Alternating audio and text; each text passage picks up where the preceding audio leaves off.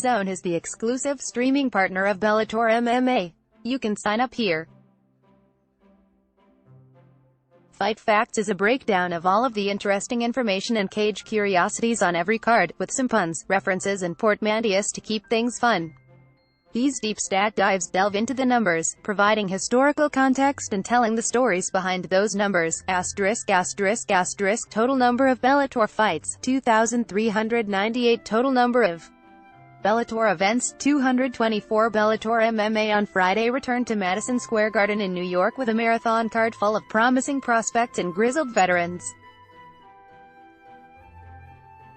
Bellator 222 featured a few flying knees, an incredibly rare two-company champion in the end of the bad guy era. High-flying attraction, Bellator 222 joined Bellator 51 as the only other event in company history to feature multiple flying knee knockouts.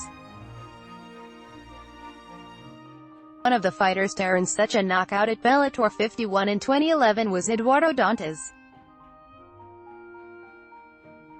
Armbar. This event became the 9th in promotional history to ever have multiple fighters perform armbar submissions. No event has ever had 3 in one night.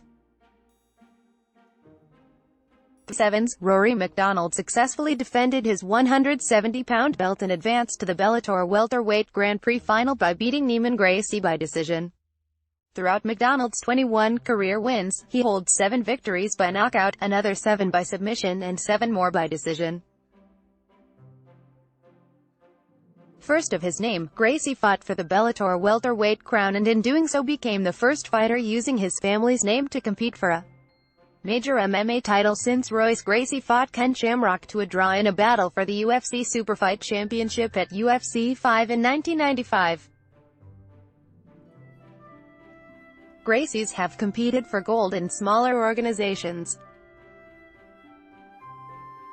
Rolls Gracie fought Carol Bedorf for the KSW Heavyweight Championship at KSW 24 in 2014 and lost by first-round knockout, while Roger Gracie won the ONE Championship Cruiserweight belt when he tapped Michael Pasternak at ONE Championship 42 in 2016. Say goodnight to the bad guy. Chael Sonnen retired following his loss to Lyoto Machida in the co-main event, leaving the sport after a career that spanned 22-plus years and 48 fights. While Sonnen never won a belt in a major organization despite 4 attempts in the UFC and World Extreme Cage Fighting, he did defeat then WEC champion Paulo Filho in 2008, with the latter missing weight by 7 pounds before their prospective title fight. Sonnen also defeated Mauricio Rua, Vanderlei Silva, Michael Bisping and Nate Marquardt, among others.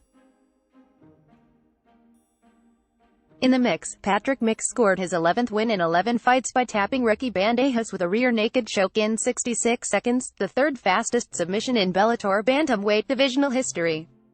Down goes Dudu. Juan Archuleta knocked out Dantas with 1 punch with a 1 second remaining in round 2. The win extended Archuleta's winning streak to 18 fights, a run that dates back to his March 2015 submission loss to Andres Ponce in the World Series of Fighting. The last time the Spaniard lost, 18 of the 36 fighters who competed at Bellator 222 had not yet made their professional MMA debuts. Horigolden, Kyoji Horiguchi became the 2nd fighter in major promotional history to simultaneously hold belts with 2 different organizations, as he defended his Risen Fighting Federation bantamweight strap against Darian Caldwell at Risen 14 before coming to Bellator to capture Caldwell's bantamweight title.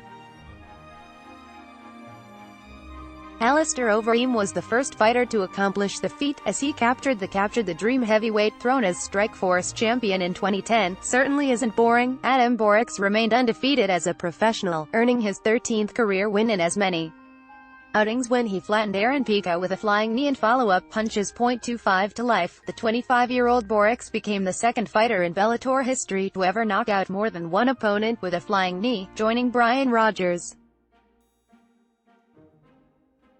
The Kid took out Teodor Nikolov with the maneuver at Bellator 196 in 2018. From McKee to Jackson, after utilizing a wrestling-heavy attack to win the first round, Pico reached the 2nd period for the first time in his 7-fight career.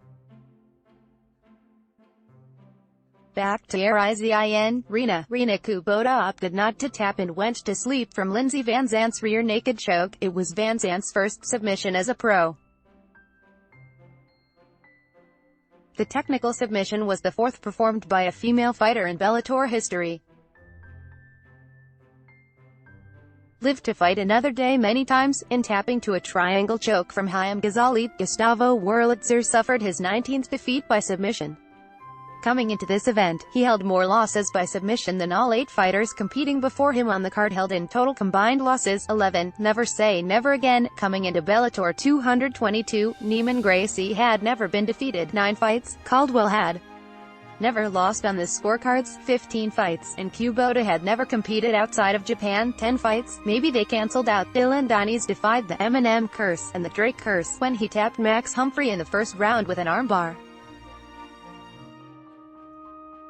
Donies recently spent time with Drake and walked out to Eminem's "Without Me" Sherdog contributing editor Jay Petrie is an attorney and a statistician.